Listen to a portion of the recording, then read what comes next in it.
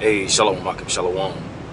First and foremost, as always, I would like to give all praise, all honor, and all glory to Yahweh, Bahashem, Yahweh Shai, Bahashem, HaKodash. I would like to give double honors to the apostles, the bishops, and the elders of Great Millstone that taught us His truth and that's still teaching His truth. Much peace, love, and salutation to the elect, beginning with 144,000, all the way down to the large multitude that believes and who the Lord will deliver in these last days. To you all I say shalom. I'm the brother Tazaman from the Great Millstone Dallas camp, coming back today with another lesson, and I pray this lesson will be edifying to the elect. And I wanted to do a lesson going in on this blog, because I believe this is a blog from a blog website where people can write down particular stories or blogs, whatever the case may be. But the title, as you see here, it says from Haman to Alexander, the Agagite connection to Mystery Babylon. All right, and as we know, all right, Mystery Babylon, all right, is America.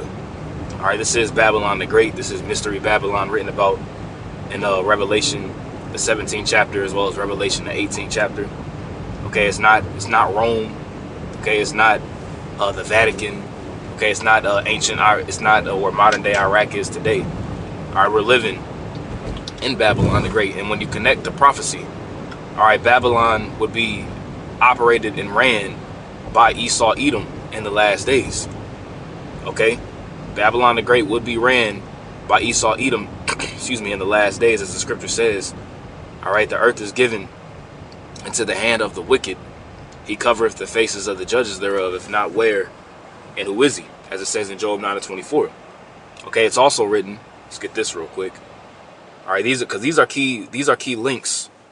All right, these are key links to the end of days and to who will be ruling in the last days. All right, this is Psalm 137, and we'll start at verse 7. It says, "Remember, O Yahweh, the children of Edom in the day of Jerusalem, who said, raise it, even to the foundation thereof." All right, and that word raise or race, all right, is means to destroy.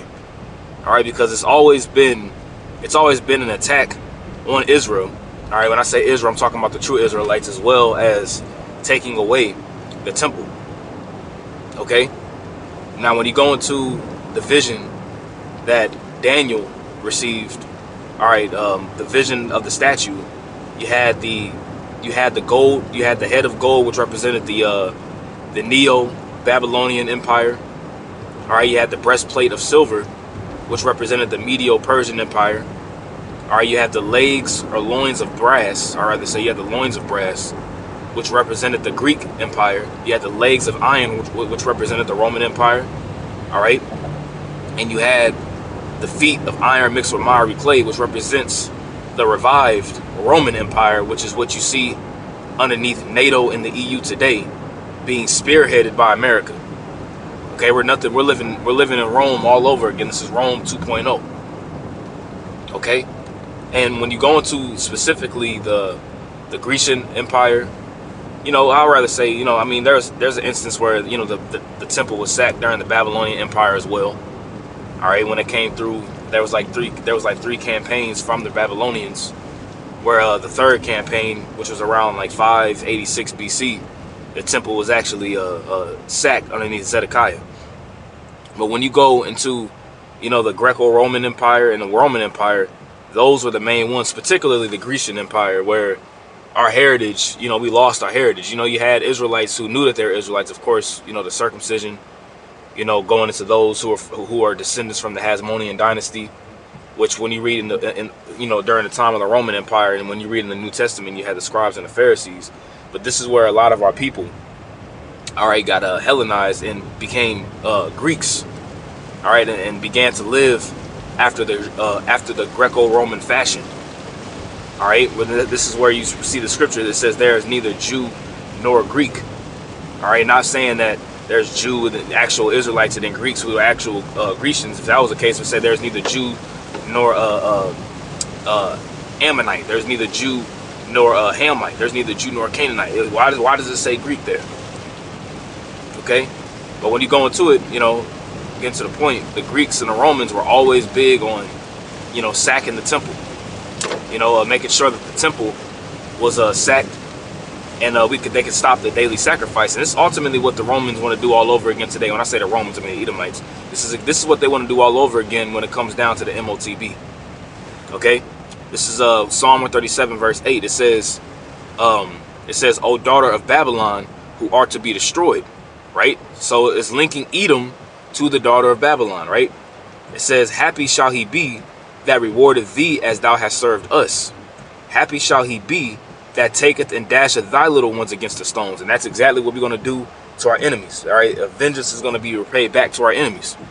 All right, he that leadeth into captivity shall go into captivity. He that killeth with the sword must be killed with the sword. Here is the faith and the patience of the saints. Okay, now when you also read from here, and once again, I'm just pulling, these are scriptures that we know, those of us, that's been in for a little bit, but there's newcomers. All right, when you read 2nd Ezra, the 6th chapter, all right, this is 2nd Ezra, chapter 6, verse 7. It says, "Then answered I and said, What shall be the parting asunder of the times?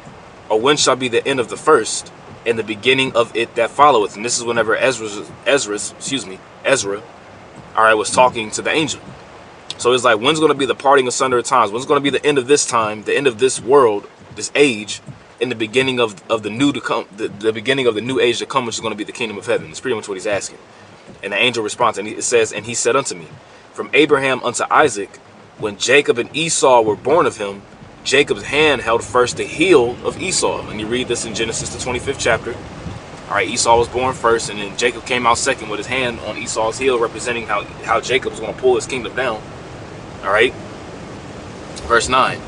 It says, For Esau is the end of the world, and Jacob is the beginning of it that followeth." You see, so the ending of the world would be tied to Esau. And we understand and know, according to the prophecies in the scriptures, that the last kingdom to rule would be Mystery Babylon the Great. So when you link it together, Esau, Edom would have to be ruling in Babylon the Great before the coming of Yahushua. Okay? And that's what the basis of this lesson is going into is tying, all right, Esau to Babylon, all right, and key figures in the scriptures, Agag, Haman, Alexander, the Romans, to America today, and Babylon, I'd rather say Babylon the Great today, all right, and tying everything together to prophecy, because that's what it all links to. All right, is that, like the scripture says, that the testimony of Yahushua, all right, is the spirit of prophecy. All right, so this is the article here. It says tracing, and this probably, as you see, this says Hebrew National Academy by Heritage Weekly. So this is somebody who knows the names of Yahweh and Yahushua. This is somebody who's been studied, right? It says tracing the Edomite lineage of oppression from the ancient world to modern prophecy. Okay. It says the story of oppression and domination woven throughout history finds its origins in the bitter enmity between Jacob and Esau. See that? Because that's really what it's all about. Jacob and Esau. Us being Jacob, and the Edomites, the so-called self-proclaimed white man and woman, being the descendants of Esau. Okay, and just to go even deeper, it's really spiritual. Okay, that's why the scripture says, when you read in Ezekiel the 35th chapter, that he would have a perpetual hatred. Going back to the time where he said, "Look, I want to slay. The days of my father, the days of the mourning of my father are at hand. Then will I slay my brother Jacob." Okay, that's all spiritual. It even goes back even farther to Jacob, or not Jacob and Esau, but Cain and Abel, if you can receive it in the spirit. As the scripture says, that a spiritual man discerneth, spiritual things, for lack of better words. Okay, this is Ezekiel 35, verse 5. It says, "Because thou," and this is going into Mount Seir, by the way. This is going into Esau. It says, "Because thou hast had a perpetual hatred, and hast shed the blood, and hast shed the blood of the children of Israel by the force of the sword in the time of their calamity, in the time their iniquity had an end." You see that? They have had a perpetual hatred. And when you get this word perpetual, All right. That word perpetual in the Hebrew is I walom. Okay, I walom, which means what? Long duration, antiquity, uh, futurity, forever, ever, everlasting, evermore, perpetual, old, ancient. You see, so it's an ancient hatred that these Edomites had with Jacob because it's all spiritual. Remember, the scripture says that what? Two manner of people are in thy womb. You see, even though Isaac is the father of Jacob and Esau, and their brothers, there are two different nations. You see, and somebody could say, well, if you are of your father, you are of your father, so how could there be two different people in the womb? Well, go back to Cain and Abel. One was righteous and one was wicked. Yahweh Bashem Yahweh Shai could do all things. This is his story at the end of the day. This is his program. All right. So it says national relations. All right. It says continual enmity, which is what? Continual hatred.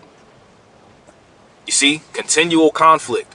That's why when you go into slavery and, the things that these Edomites did to us, which was authorized by Yahweh Bashem Yahweh Shai, that's the reason as to why it was so bad. Because it goes back to that ancient hatred, man. Okay? It says this ancient conflict recorded in scripture is not a mere tale of sibling rivalry, but a prophetic saga of systemic control and spiritual warfare. Okay? Remember, the scripture says that we wrestle not against flesh and blood. All right, but we wrestle against for lack of better words, somebody could put it there for me, Baba Kasha, spiritual wickedness in high places. Okay, because these devils who are ruling the world right now, all right, these Rothschilds, these Rockefellers, the DuPonts, the Gettys, the Morgans, the Oppenheimer family, all these various different elite banking families, which are mainly the Rothschilds. Like I said, there's others. They really truly rule, all right, by oppression. All right, they rule by debt. Okay, and with them ruling, they also rule by way of wicked means on the left-hand side. Okay, they really consult with demons. They're witches and warlocks on the left-hand side, which they put up all kinds of different enchantments. All right, they put things in the food, they put things in the air, they put things in the music, and they put the music at particular frequencies to bug Jake out. They'll institute religion, air quotes. They break up the family structure by taking the man out the house, by giving particular liberties that women don't have to women, to cause them to be more proud, to disrupt the family.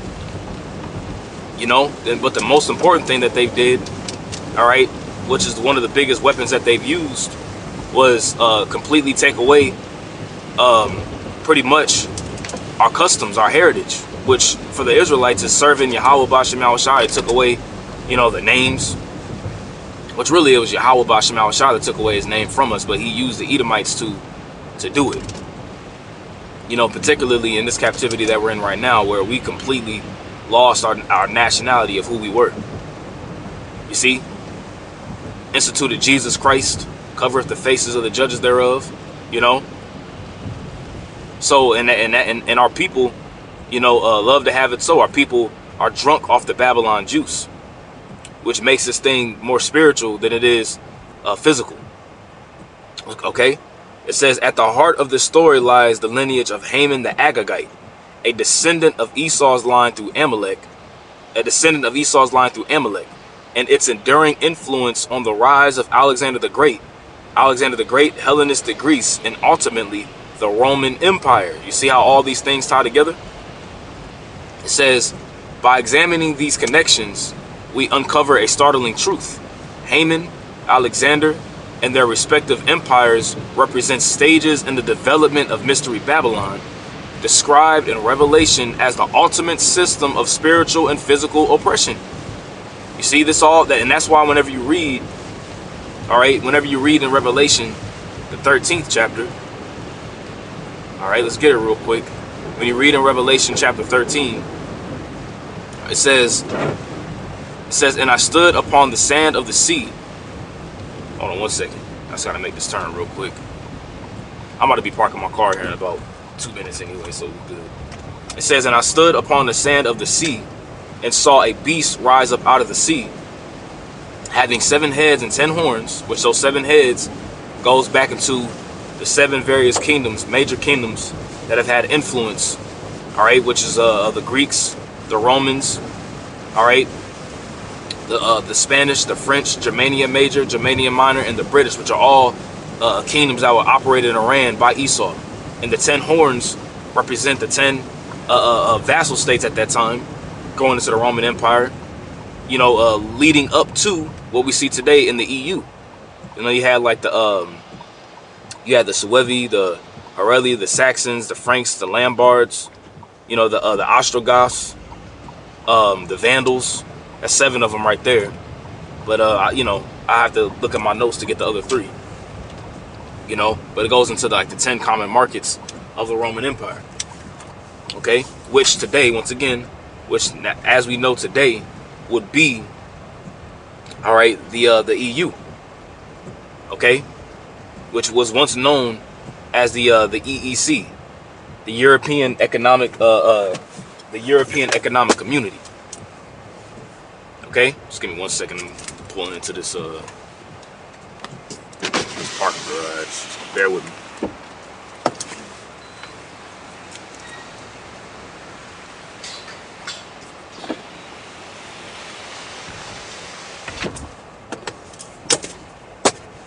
And it was also known as before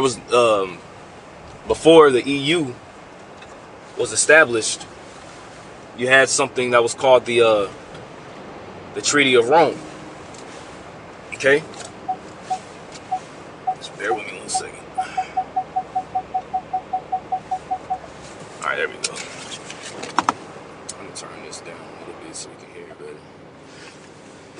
So let's do this real quick. I'm trying to do this all in a decent span of time.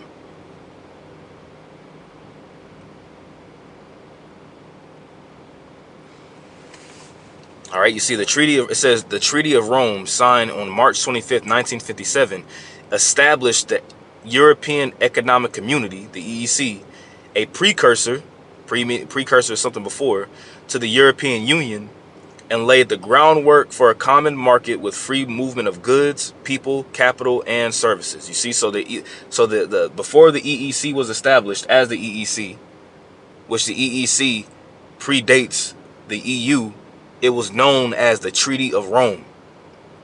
Let you know that this is that Roman Empire and that revival of this Roman beast system and being established on the planet Earth all over again today. All right. It says, and I stood upon the sand of the sea and saw a beast rise up out of the sea, having 7 heads and 10 horns, and upon his horns 10 crowns, and upon his heads the names of blasphemy. It says, and the beast which I saw was like unto a leopard, which that leopard, all right, when you read in Daniel the 7th chapter, is the empire of the Greeks, which when you go into the empire of the Greeks in the first Maccabees, it began, all right, with Alexander. Okay, which was really the beginning of Esau really getting a foothold in the planet Earth. I'm jumping down to the point. I'm gonna jump around. First Maccabees 1:1. It says, well, you know what? I'm jumping the gun. Let me slow down a little bit. It says, and the beast which I saw was like unto a leopard, and his feet were as the feet of a bear, which the feet of the bear, all right, goes into the Russians, which are Edomites as well. But this is how the fall, all right, of this beast system is going to be orchestrated, is going to be through Yahweh Bashem Yahushai putting the spirit upon Gog Magog, which Magog is from Gog, the Russians, to ultimately wage war against this beast system, particularly America. It says, in his mouth as the mouth of a lion, which the mouth of the lion, all right, goes into Great Britain, all right, or England. Okay, because that's where you have a lot of these banking families ruling out of. They're not here in the Americas. They're really over there in Europe. All right, it says, and the dragon gave him his power and his seat and great authority. Okay, so this would be the rise of this beast system would be what? Through the leopard, which are the Greeks, which are the Edomites, which we're going to tie in. We're all going to link it all. It's all going to link together. All right. It says, by examining these connections, we uncover a startling truth. Haman, I think I read this already. Yeah, I did already. So like it says the Amalekite lineage, biblical foundations. It says the scriptures introduce Amalek as one of Israel's perpetual enemies, descending from Esau through his concubine Timnah, which it wasn't through Esau's concubine Timnah. It was through Esau's son Eliphaz, which we'll get. All right, which through out of Eliphaz came Amalek. So Amalek was Esau's grandson. Okay. This is Genesis 36. In 12 it says, and Timnah was concubine to Eliphaz, Esau's son, and she bare to Eliphaz Amalek. You see, so Amalek is a descendant of Esau, of course, but Amalek was Esau's grandson, not his son. This is Eliphaz's son, right? It says, and she bare to Eliphaz Amalek. These were the sons of Adah, Esau's wife, and Amalek. So Amalek was one. It was known as a duke, and Amalek also, as we know today, are those who call themselves the JOOs today. I'm saying that on purpose, and those who are in the promised land today, claiming themselves to be the true chosen people when they're not. All right, those are actually the Amalekites. All right, that word Amalek is Imalak, dweller in the valley. It says, son of Eliphaz by his concubine Timnah, grandson of Esau, and progenitor of a tribe of people in southern Canaan. And you see, you know, they'll try to throw it out there because really, you know, Esau tries to hide himself. You know, they'll try to say that the Edomites are an Arabian people and they're really a Canaanitish people, but no, Amalek are one of the chief houses of Esau. Okay, descendants of Amalek. Let's go from here. Let's go back to the article. Yeah, actually no, let's read this because there's particular promises, all right, that the Lord said that he would have with Amalek. Okay, this is Exodus 17 and 14.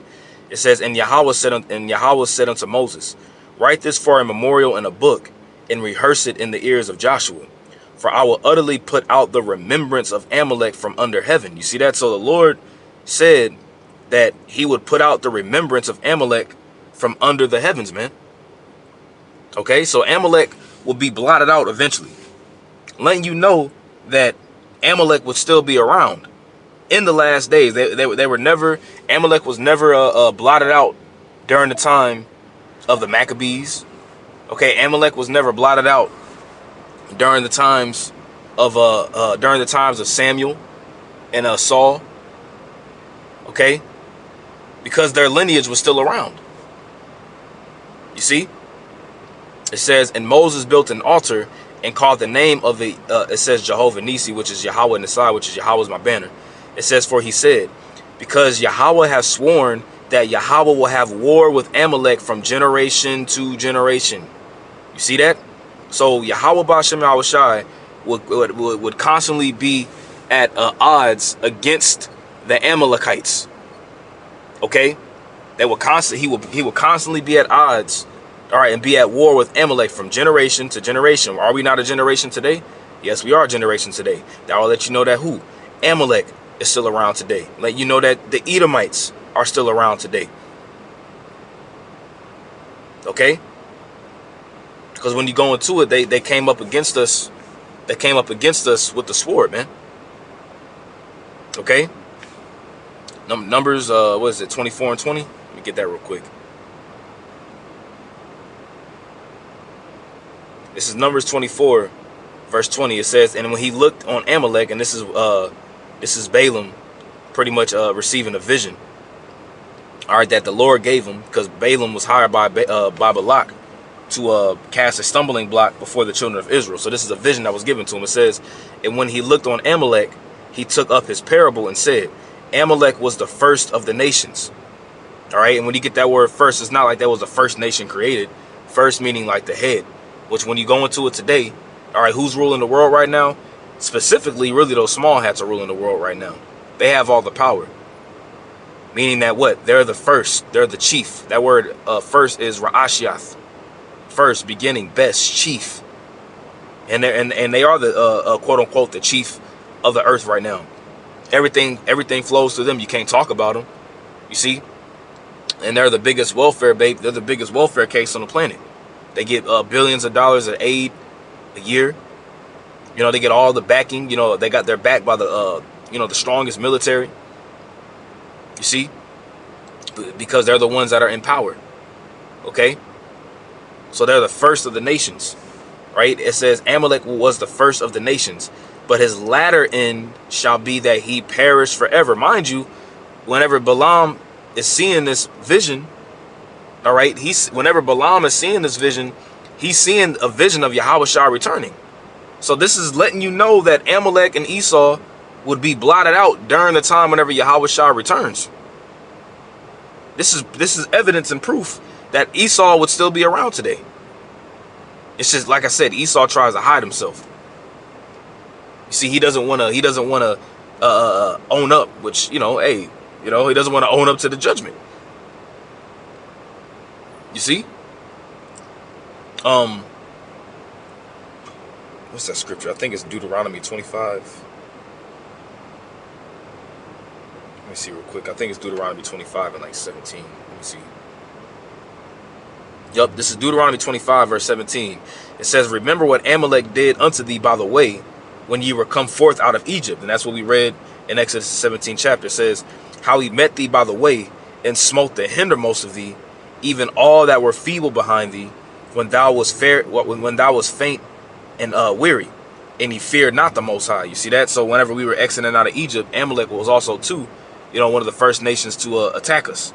And he came pretty much, he did a sneak attack, just as Amalek's sneaky ass is, being little weasels, and he came up behind us and he smote the hindermost of us, which was like the women, the children, the old, It says, therefore it shall be, when Yahweh thy power hath given thee rest from all thine enemies round about, in the land which Yahweh thy power giveth thee for an inheritance to possess it, that thou shalt blot out the remembrance of Amalek from under heaven.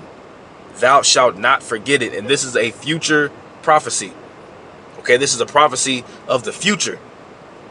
Because we don't have rest from all our enemies round about, even during the time of Saul. Okay, even during the time of Saul, Saul didn't have rest round about from all his enemies. He was at constant war with the Philistines, so it couldn't have been around that time. You see? So this is talking about in the future, and this lines up with Obadiah, where it says that the house of Jacob shall be as a fire, and the house of Joseph a flame, and the house of Esau for stubble. Meaning that what? In the kingdom of heaven, Esau, all right, and Amalek, which Amalek are Edomites, all right, are going to be completely blotted out, completely, for all the wickedness and crimes that they've committed, chiefly against the apple of Yahweh Bashem Shai's eye, which are who? The Israelites. Okay. It says this enmity manifests most clearly in the actions of Agag, king of the Amalekites, who symbolizes Edomite defiance against the power of the power of Israel. It says when King Saul captured Agag but disobeyed Yahweh by sparing him, and you read that in 1 Samuel 15. All right, that's whenever the kingship was pretty much stripped and taken away from Saul, due to the fact that he didn't obey the orders that was given to him by Samuel.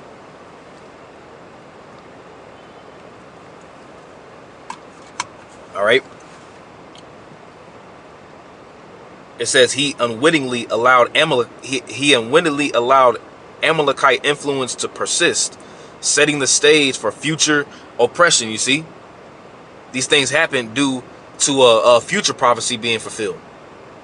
It says Haman, introduced in the book of Esther, is identified as an Agagite, linking him directly to the Amalekite lineage. See that? Okay, and when you go into the story of Haman, when you read the book of Esther, he had a decree, he had it out to completely blot out the nation of Israel. He wanted to completely eradicate the Israelites. Complete genocide. You see? And this is the same idea and the same mantra that Esau has today. Whenever you read, all right, in Psalm, the 83rd chapter. All right, Psalm 83. It says, Psalm 83 and 3, it says, they have taken crafty counsel against thy people and consulted against thy hidden ones. They have said, come, and let us cut them off from being a nation. You see, that the name of Israel may be no more in remembrance. That's their key. That's what they want to do. They don't want the names of Yahweh Bashem Shai to dwell upon the planet Earth. They don't want the Israelites to even exist anymore. And they know that in their mind, which they're not going to be able to do, but they know in their mind that if they're able to microchip everybody and taint pretty much the Lord's bride, that he won. But he's not going to be able to, as the scripture says, the Lord have left 7,000 men, all right, that have not bowed the knee to the image of Baal. That's not going to bow down to this beast system. That's going to stand firm unto the end, which ultimately is going to cause the nation of Israel to ultimately have the victory through Yahweh Shai, which is the spirit of Yahweh Shai in those men to resist. Okay. It says, for they have consulted together with one consent, talking about all the different nations. They are confederate against thee. You see, the tabernacles of Edom and the Ishmaelites. And it names who? It names the tabernacles of Edom first. The tabernacles, or the house, you know, the house of Esau. That word tabernacles is ahal, the tent. The tents of Edom. Okay? Of the wicked, you see, of wicked. You see, of the wicked, dwelling and habitation of the wicked. The first nation that's listed here. It says, going back to the article, it says his genocidal plot against the Jews, Esther the 3rd chapter, echoes the ancient feud between Jacob and Esau. You see that? The Edomites' unrelenting hostility to Israel represents not just a historical rivalry, but a spiritual battle between the covenant people of Yahweh and the forces that oppose him. Okay, that's that perpetual enmity, right? Haman's position in Persian society and his association with Macedonia hint at a broader historical continuity. Because when you read in the editions of Esther, excuse me, the 16th chapter, let's see. It looks like it's not on this. Yeah, here it is. Well, it's in editions of Esther 7. Well, here in the app, but when you read it in the 16th chapter, because it was contained in the Greek, it says for Haman, a Macedonian. Keep this all in mind. A Macedonian, for Haman, a Macedonian, the son of Amatha, being indeed a stranger from the Persian blood, and far distant from our goodness, and as a stranger received of us, had so far obtained the favor that we showed toward every nation, as that he was called our father, and was continually honored of all the next person unto the king. So Haman, all right, was pretty much next in line beside Artaxerxes in the Persian Empire, and that's why Mordecai, you know, it was commanded to bow down to Haman, and Mordecai didn't bow the knee to Haman, as the scripture says that I would not damn, how's it go? Let me see if I can find it real quick. It's in Psalm, I think Psalm 26.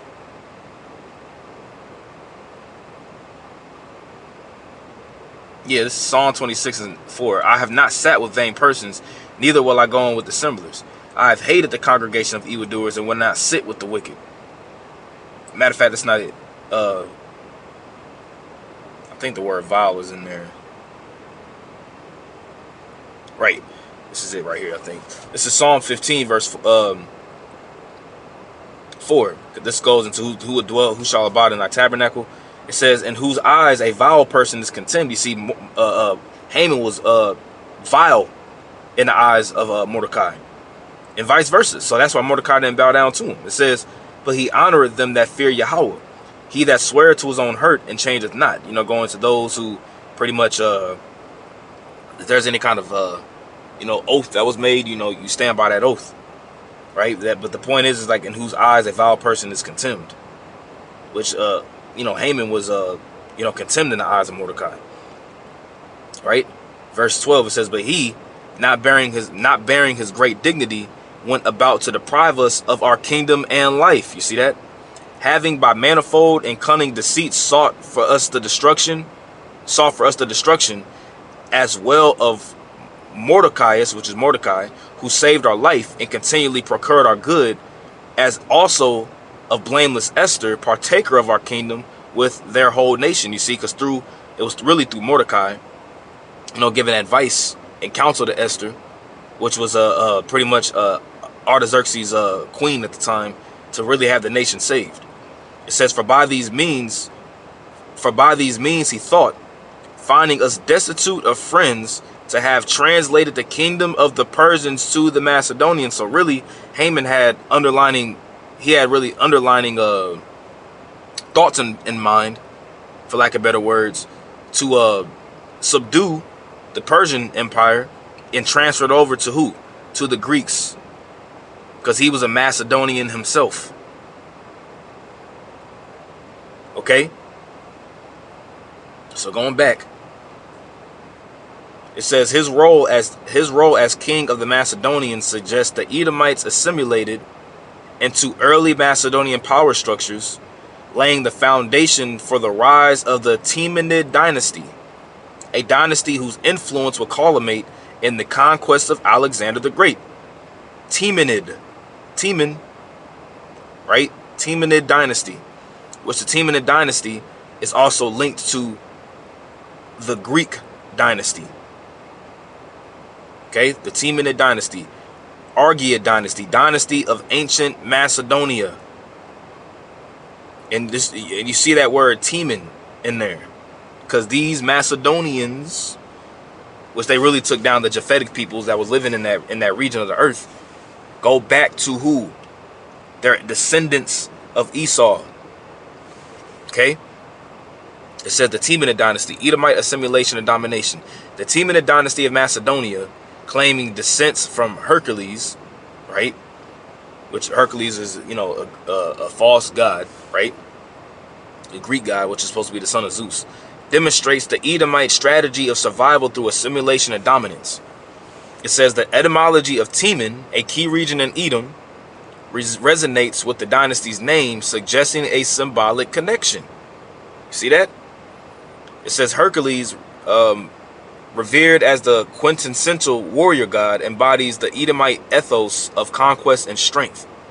The Temenid kings, including Philip II and his son Alexander, perpetuated this legacy, merging local traditions with their own. And this goes into what? Hellenism. And this goes back to what I was going to bring out earlier in First Maccabees, the first chapter. We'll jump around a little bit. First Maccabees 1:1. And it happened after that Alexander, son of Philip, the Macedonian, right? The Macedonian, who came out of the land of Chittim, had smitten Darius, king of the Persians and Medes, that he reigned in his stead the first over Greece, and made many wars, and won many strongholds, and slew the kings of the earth. This is whenever Esau began to get a foothold of the known world at this time. But right now, Esau is dwelling with he has the fatness of the world now, the fatness of the earth in this day and age, right? It says, and went through to the ends of the earth and took spoils of many nations, insomuch that the earth was quiet before him. See that? Whereupon he was exalted and his heart was lifted up. And this is talking about Alexander the Great. Okay? And when you go down, for the sake of time, verse 9, it says, and after his death they all put crowns upon themselves, going into the four generals, Cassander, Lysimachus, Ptolemy, and Seleucid, right? It says, so did their sons after them many years, and evils were multiplied in the earth. So when these Edomites really began to rule and get a foothold in the known world at this time, this is when evils began to be multiplied in the earth. So if we're living in a revival of this Greco-Roman Empire today, that means that what evils would be multiplied even more in today's society. This is why this is called the beast system. Babylon has been a golden cup in the Lord's hand and made all the earth drunken. Okay, because Esau, Edom would be operating and controlling Mystery Babylon the Great today. as we read in Revelation the 13th chapter, as this beast system would begin as a leopard, which goes back to the Greeks. Okay? This is why when you look and you see Elon Musk doing Roman hand gestures and, thinking about Rome and, this is all because we're living in the Roman Empire all over again. It says their rise marked the consolidation of Macedonian power, setting the stage for the Hellenistic era, a period of unprecedented cultural and military dominance that would profoundly impact Israel, because Israel was in the midst of it. Israel was in the thick of Israel was really in the thick of the Syrian wars between Egypt, all right, the Ptolemies, and Babylon and Syria and Israel, which was the Seleucid empires. That's why you had a lot of Israelites that was in Alexandria, Egypt. But Israel was pretty much in the middle of it as a buffer state between those two feuding families, which got caught up in, that really got caught up into a simulation when you think about it. So going down, and this is where pretty much Christians fall short, because they don't understand this history. They don't know this history. They don't want to know this history, because ultimately it wasn't given to them to know it. But when you read about those Gentiles in the New Testament who are believing and converting over, right? Those Gentiles were Israelites who were coming out of that Greco-Roman way of mind. That's why we say Israelites in a Gentile state of mind. That's where we get that saying from, beginning with our apostles on down. All right, Alexander the Great, a man of Teman. Alexander the Great, a descendant of the Temanid line, epitomizes the Edomite traits of ambition and conquest. And remember, the scripture says that when he would have the dominance, let's get that real quick. Genesis 27. Bear with me, because this is the blessing that was given to Esau. And Isaac his father, verse 39, and Isaac his father answered and said unto him, Behold, thy dwelling shall be the fatness of the earth, and of the dew of heaven from above. And when you get that word fatness, it goes into oil. And it's ironic how that's what Esau, strives after in this day and age, is oil. But the fatness of the earth is talking about in today's time that we're living in right now. And these blessings were only given to Jacob and Esau, by the way. And it wasn't given to Japhet.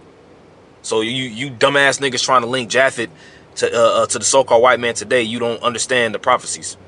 All right, it was never written that Japhet would be controlling the world in today's time, passing around immoral and morality and things of that nature. That it wasn't written that Japhet would be doing that, right?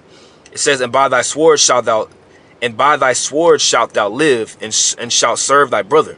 And it shall come to pass, when thou shalt have the dominion, that thou shalt break his yoke from off thy neck. And when you get that word dominion, all right, that word dominion here is rawad, which says to wander restlessly, roam, to be restless, show restlessness. And that's Esau today. He's all over the place, man. That's why the scripture says that he enlargeth his desire as hell, and is as death, and he heapeth unto him all nations and all people. He's everywhere. Okay?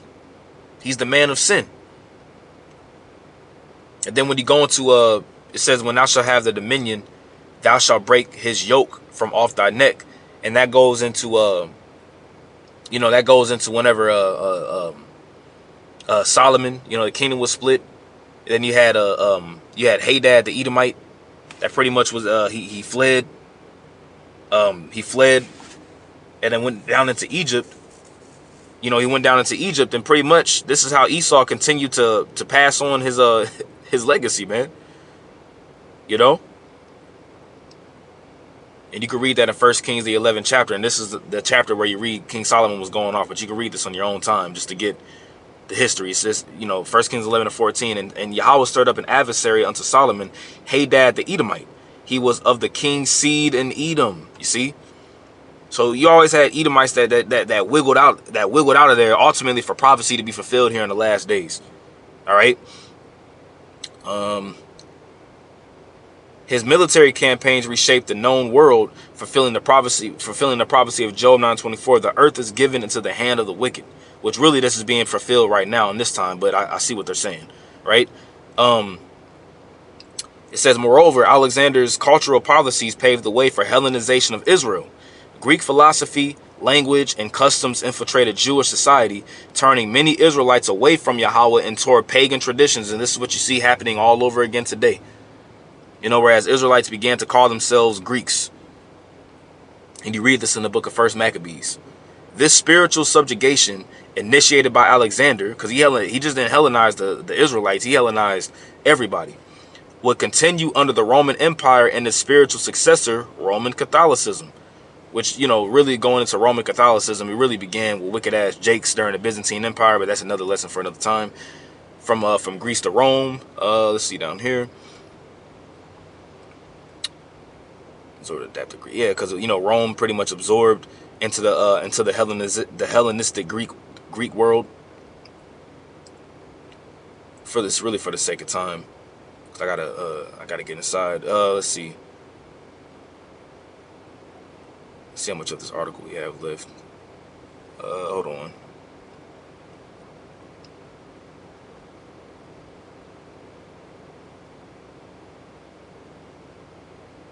Yeah, it's pretty good.